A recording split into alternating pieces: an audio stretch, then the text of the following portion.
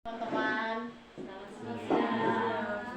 Ya, saya mengucapkan terima kasih kepada teman-teman yang sudah meluangkan waktu untuk bisa mengikuti diskusi saya hari ini terkait dengan budaya positif yang sudah saya dapatkan selama proses CGP dan ingin berbagi bersama dengan teman-teman. Ya, jadi sebelumnya mari kita memulai seluruh diskusi kita pada siang hari ini dengan doa dan mohon kesediaan Ibu Antoneta Renati untuk memimpin kita dalam doa.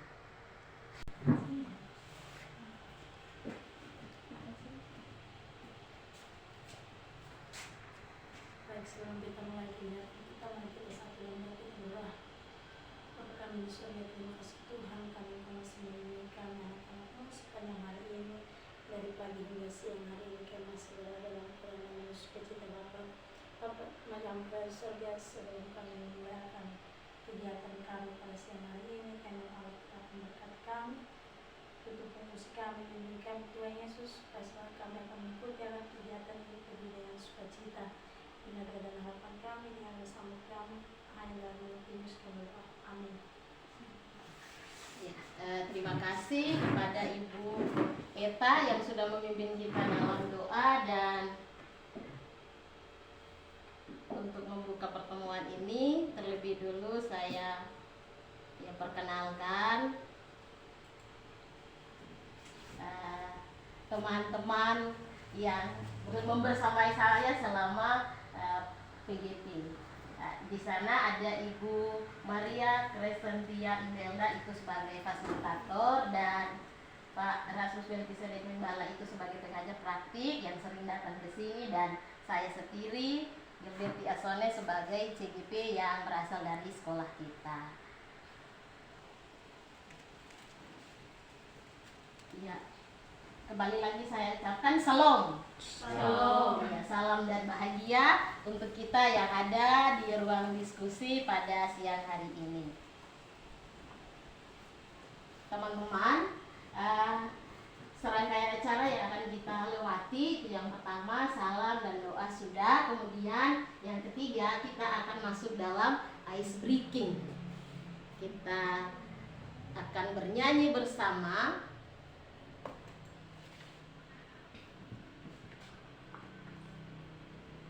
lagu Dua Jari. Ini lagu anak sekolah minggu ya.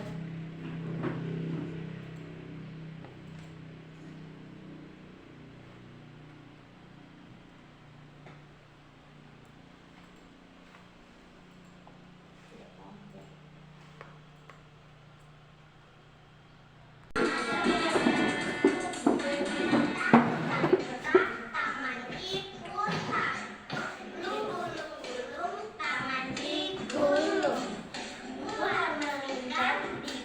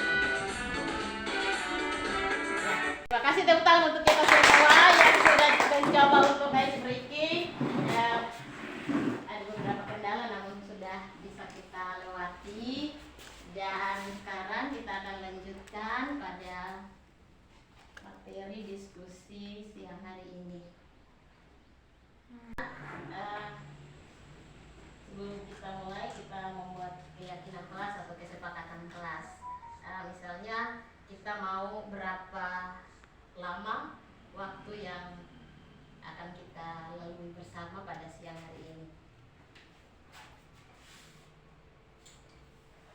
Ada teman-teman yang bisa menyampaikan, silakan.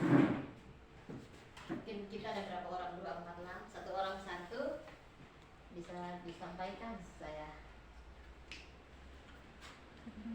ketik.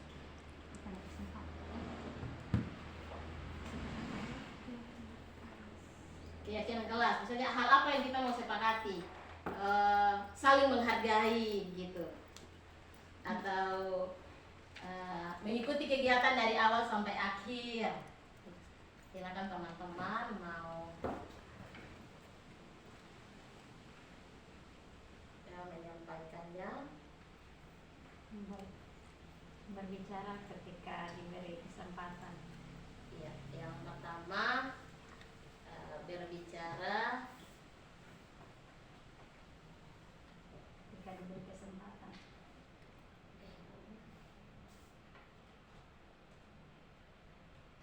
Berbicara ketika diberi. Yang kedua,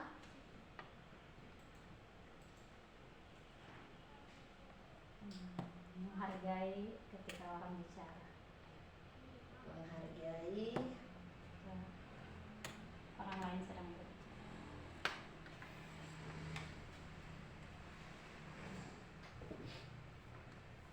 menghargai ketika menghargai orang lain yang sedang berbicara. Ya. Yang ketiga,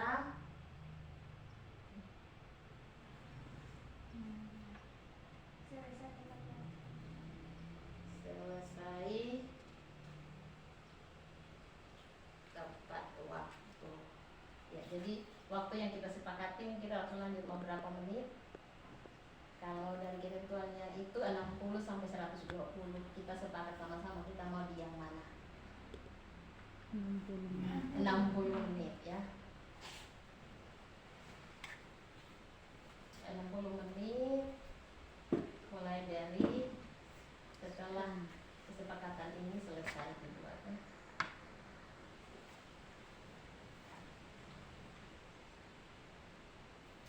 Yang berikut saya tambahkan aktif. Setiap peserta aktif mengikuti kegiatan. Aktif dalam mengikuti. Satu lagi ada dari Bapak mewakili satu lagi.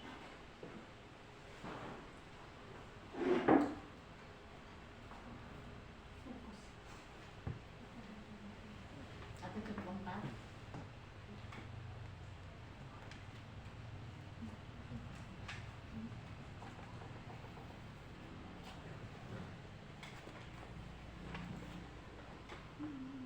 Ya, jadi teman-teman bisa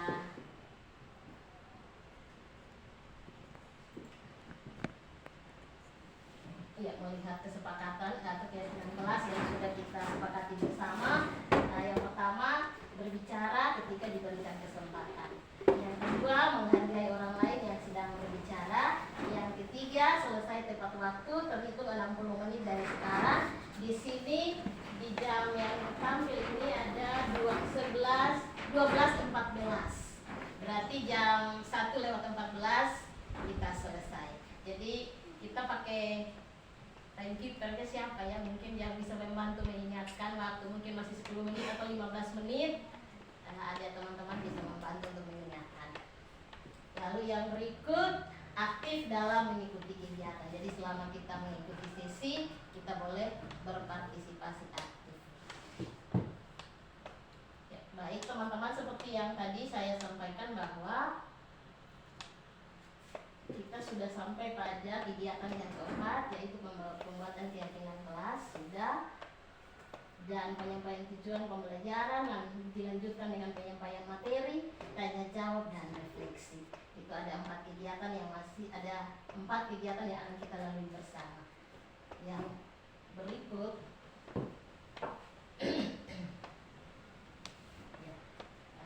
tujuan dari diskusi siang hari ini itu yang pertama untuk memenuhi tugas CGT. Itu yang pertama. Kalau tujuan yang kedua yaitu berbagi informasi terkait dengan materi budaya positif atau yang sering disebut dengan disiplin positif yang sudah CGP pelajari selama proses 2 bulan ini, dibagikan kepada teman-teman di sekolah supaya kita bisa sama-sama bisa mengimplementasikannya di sekolah kita. Baik teman-teman, sebelum kita masuk pada materi, ini ada pertanyaan pemantik yang bisa kita jawab bersama.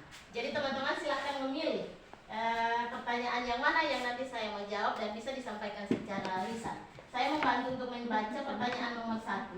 Apa pentingnya menciptakan suasana budaya positif di lingkungan Anda? Yang kedua, sebagai seorang pendidik,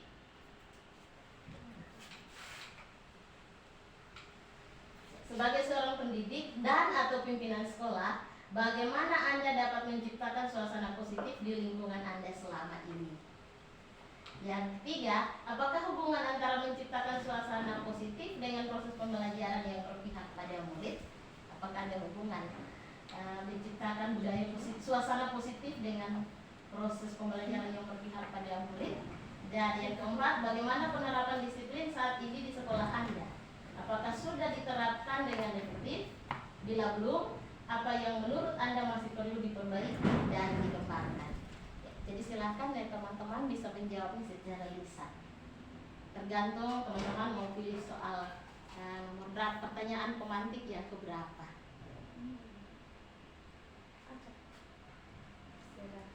Silakan ada.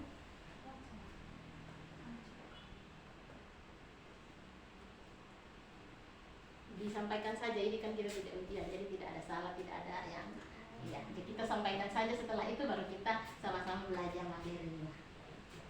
Kira-kira apa pentingnya menciptakan suasana positif di lingkungan Anda? Dalam hal ini di lingkungan sekolah kita, kira-kira menurut teman-teman penting atau tidak? Penting ya, penting untuk menciptakan budaya positif, suasana positif di sekolah kita. Kita bicara dalam konteks yang kecil di sekolah kita. Kalaupun bisa kita sudah implementasikan, bisa di rumah, keluarga dan masyarakat. Kemudian yang kedua, sebagai seorang pendidik dan atau pimpinan sekolah, bagaimana Anda dapat menciptakan suasana positif di lingkungan Anda selama ini? Dan teman-teman yang Bapak Ibu guru, kira-kira bagaimana kita menciptakan suasana positif di sekolah? Silakan. Seorang pendidik atau pimpinan sekolah, bagaimana kita bisa menciptakan suasana positif di lingkungan sekolah? Misalnya memulai melakukannya lebih dahulu, menjadi contoh untuk yang lain. Misalnya pakaian harus rapi, berarti gurunya rapi, pimpinannya rapi, yang jelas diikuti oleh yang lain, menjadi contoh untuk yang lain dalam hal-hal kecil. Misalnya menyimpan sampah pada tempatnya, menjadi contoh awal untuk orang lain bisa mengikutinya. Jadi kita jadi pemimpin itu harus memulai dahulu melakukan hal yang positif sehingga diikuti oleh yang lain. Jadi kita menjadi role model, contoh untuk orang lain bisa meniru apa yang sudah kita lakukan berulang-ulang kali, bukan hanya sekali tetapi berulang-ulang kali sampai timbul kesadaran dari orang yang melihat aktivitas kita setiap hari. Terima kasih. Kita beri tepuk mantap untuk Mama Sela yang sudah memberi menjawab pertanyaan pemantik yang kedua. Tepuk mantap. Mantap. Sekali lagi. Mantap. Berkali-kali. Mantap. Mantap. Mantap. Terima kasih. Ada pertanyaan ketiga. Apakah hubungan antara menciptakan suasana positif dengan proses pembelajaran berpihak pada murid? Ya, jadi sambil teman-teman berpikir, betul sekali yang disampaikan oleh Mama Sela tadi bahwa harus mulai dari diri sendiri, jadi contoh. Mulai disiplin positif, mulai dari diri dan menjadi contoh bagi anak-anak. Yang ketiga, apa hubungan antara menciptakan suasana positif dengan proses pembelajaran yang berpihak pada murid? Hubungannya disiplin positif, belajar berpihak pada murid. Hubungannya di mana?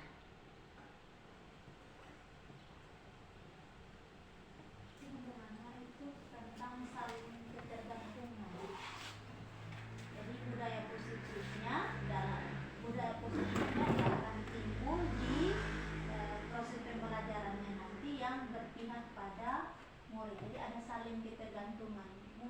membutuhkan si guru, guru membutuhkan siswa, itu juga sebaliknya. Jadi itu suasananya itu harus dibangun. Jadi kalau misalnya gurunya merasa sendiri, muridnya merasa sendiri, kan tidak ada suasana, tidak ada keberpihakan. Guru merasa sendiri fight begitu, terus siswanya merasa di posisi yang tidak bisa melakukan apa-apa tanpa guru, ya itu tidak ada suasana positif begitu. Mungkin saya begitu. Terima kasih. Ada yang lain? Ya. Sekali lagi 2 jempol untuk masing lah ya. Benar sekali bahwa ada keterkaitan antara suasana positif dan pembelajaran di kelas. Jadi pembelajaran di kelas akan berjalan dengan baik apabila kita ciptakan suasana positif. Nah, kalau kita tidak ciptakan suasana positif, maka pembelajaran di kelas juga bisa saja berjalan dalam tekanan. Anak-anak bisa belajar dengan tekanan. Jadi ada keterkaitan antara suasana positif dengan pembelajaran. Lalu yang keempat, bagaimana penerapan disiplin saat ini di sekolah kita? Apakah sudah diterapkan dengan efektif? Bila belum, menurut kita apa perlu kita perbaiki, kita kembangkan lagi? Iya, betul ya? Kita akan kembangkan lagi. Nah, bagaimana cara kita mengembangkannya? Mari kita ikuti materi selanjutnya. Ya, teman-teman, saya mengajak kita untuk kita kembali ada pada tujuan pendidikan yang sudah diterapkan oleh Ki Hajar Dewantara. Tujuan pendidikan yaitu menuntun segala kodrat yang ada pada anak-anak agar mereka dapat mencapai keselamatan dan kebahagiaan yang setinggi-tingginya, baik sebagai manusia maupun sebagai anggota masyarakat. Jadi kita punya tujuan yang sudah ditetapkan oleh Bapak Pendidikan kita, KHD. Tujuan pendidikan itu apa? Menuntun segala kodrat yang ada pada anak. Jadi kita menuntun anak untuk mencapai keselamatan dan kebahagiaan yang setinggi-tingginya. Baik itu sebagai manusia. Sebagai manusia itu artinya sebagai dirinya sendiri, relasinya dengan Tuhan. Sedangkan sebagai anggota masyarakat, ini berkaitan dengan kontribusinya dalam masyarakat. Baik itu di sekolah, di lingkungan keluarga, dan lingkungan masyarakat yang lebih luas. Jadi teman-teman, kita punya peran yang luar biasa yang sudah diberikan oleh Yang Maha Kuasa ya. Nah, teman-teman, kita akan memulai dengan disiplin positif dan nilai-nilai kebajikan universal. Jadi kalau bicara tentang disiplin positif, ada beberapa hal, tapi pada kesempatan ini saya hanya memilihkan beberapa hal saja. Yang pertama, kita memulai dari perubahan paradigma, kerangka berpikir atau kerangka acuan. Ini menurut Dr. William Glasser dan dalam teori kontrol yang kemudian hari berkembang dan dinamakan choice theory, meluruskan beberapa miskonsepsi tentang makna kontrol. Jadi ini ilusi guru mengontrol murid.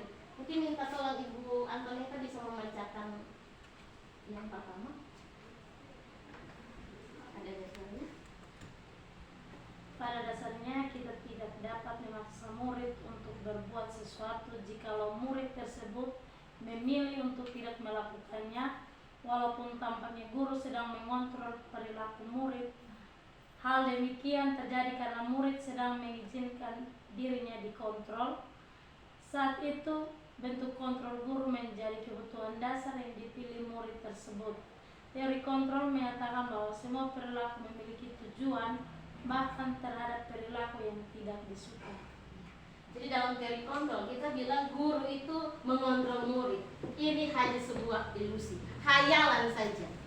Kita tidak bisa mengontrol murid, atau kalau selama murid tidak mengizinkan dirinya untuk dikontrol, tetap kita tidak bisa melakukan apapun. Jadi ini